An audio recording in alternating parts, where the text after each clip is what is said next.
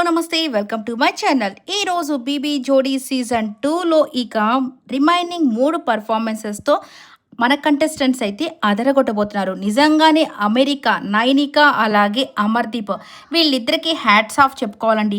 So ఎంత మంచిగా perform చేశారంటే ఈరోజు నిజంగా నైనిక మాత్రం నెక్స్ట్ లెవెల్ డాన్సర్ అని అనిపించుకుంటూనే ఉంటుంది ప్రతిసారి కూడా.